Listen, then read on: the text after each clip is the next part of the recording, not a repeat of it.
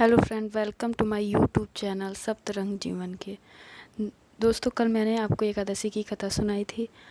आज मैं चतुर्मास व्रत की कथा सुनाऊंगी। चतुर्मास कल से ही प्रारंभ हो गया है, तो उसका विधान क्या है उसकी एक छोटी सी कथा मैं सुनाऊंगी।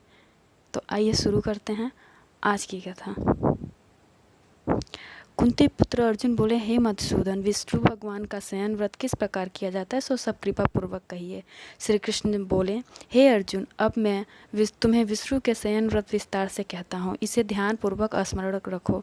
जब सूर्य नारायण कर्क राशि में स्थित हों तब विष्णु शयन करते हैं, और जब नारायण तुला राशि में आते हैं तब भगवान उठते हैं। अधिक माह के आने पर भी विधि इसी प्रकार की होती है। इस विधि से अन्य देवताओं को शयन न करना चाहिए। आषाढ़ मास के शुक्ल पक्ष की एकादशी का विधि पूर्वक व्रत करना चाहिए। उस दिन विष्णु भगवान की प्रतिमा बनानी चाहिए और चतुर्मास व्रत नियम से करना चाहिए।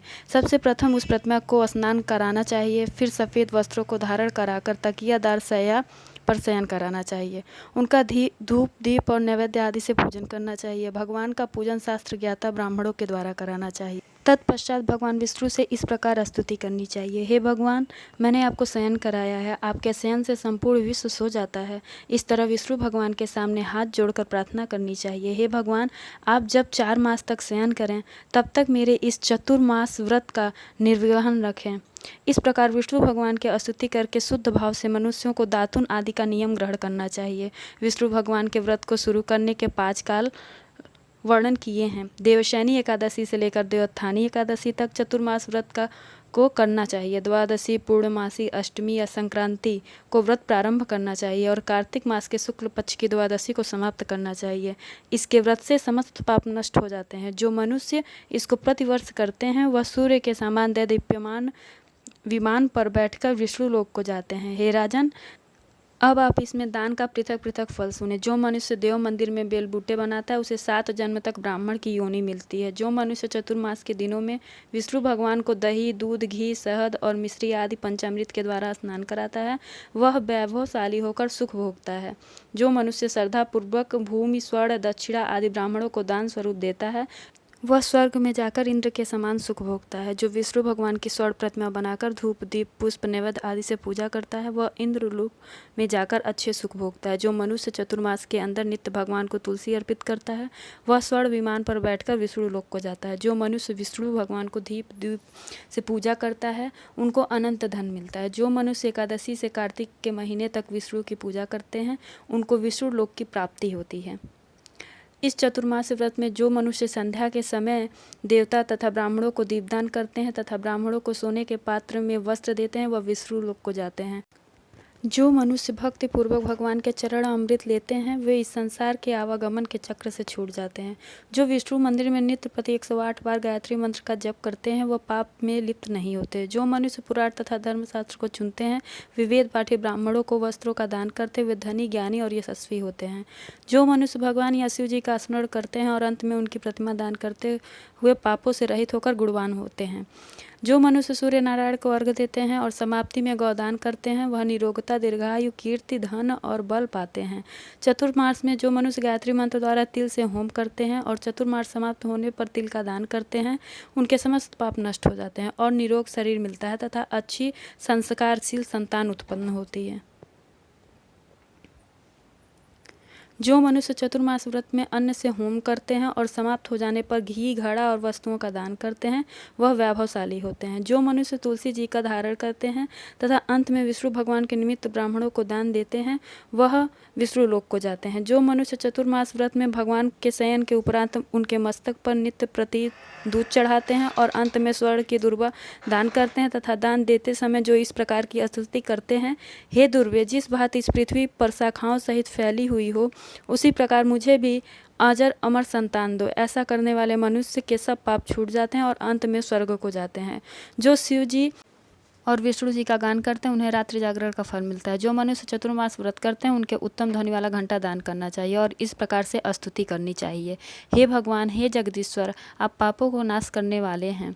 मेरा न करने योग्य कार्यों को करने से जो पाप उत्पन्न हुए हैं आप उनको नष्ट कीजिए। चतुर्मास व्रत के अंदर जो नित्य प्रति ब्राह्मणों का चरणामृत पान करते हैं वे समस्त पापों तथा दुखों से छूट जाते हैं, आयुष्मान व लक्ष्मीवान होते हैं।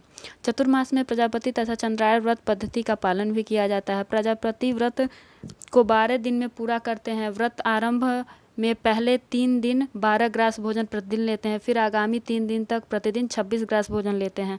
इसके आगे के 3 दिनों तक 28 ग्रास भोजन लिया जाता है और इसके बाद बाकी बचे 3 दिन निराहार रहने की परंपरा है। इस व्रत के करने से मनोकामना पूर्ण होती है। व्रत करने वाला साधक प्रजापति व्रत करते हुए चतुर्मास के हेतु उपयुक्त सभी धार्मिक कृत्य जैसे पूजा, जप, तप, दान, शास्त्रों का पठन पाठन तथा कीर्तन आदि करते रहें।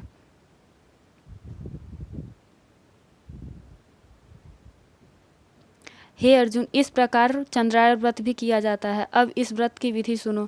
यह व्रत पूरे मास किया जाता है। पाप की निवृत्ति के लिए किए जाने वाला यह व्रत घटता बढ़ता रहता है। इसमें अमावस्या को 1 ग्रास, प्रतिपदा को 2 ग्रास, द्वितीया को 3 ग्रास भोजन लेते हुए पूर्णिमा के पूर्व 14 ग्रास और पूर्णिमा को 15 ग्रास भोजन लेना चाहिए। फिर पूर्णिमा के बाद 14, 13, 12, 11 ग्रास इस क्रम में भोजन लेते हुए भोजन की मात्रा घटानी चाहिए। हे अर्जुन, भगवान श्री कृष्ण ने कहा, जो प्रजापति और चंद्रायण व्रत करते हैं उन्हें इस लोक में धन संपत्ति, शारीरिक निरोगता तथा ईश्वर की कृपा प्राप्त होती है।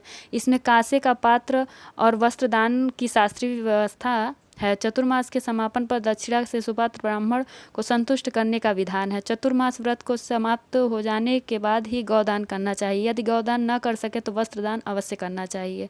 जो ब्राह्मणों को नित्य प्रति नमस्कार करता है और उनका जीवन सफल हो जाता है और वह समस्त पापों से छूट जाते हैं। चतुर्मास व्रत की समाप्ति जो ब्राह्मणों को भोजन कराता है उसकी आयु तथा धन में वृद्धि होती है। जो अलंकार सहित बछड़े वाली कपिला गाय वेद पाठी ब्राह्मणों को दान करते हैं वह चक्रवर्ती, आयुवान, पुत्रवान राजा होते हैं और स्वर्गलोक में प्रलय के अंत तक राज्य करते हैं। जो मनुष्य सूर्य भगवान तथा गणेश जी को नित्य नमस्कार करते हैं उनकी आयु तथा लक्ष्मी बढ़ती हैं और यदि गणेश जी प्रसन्न हो जाएं तो वह मनवांछित फल पाते हैं।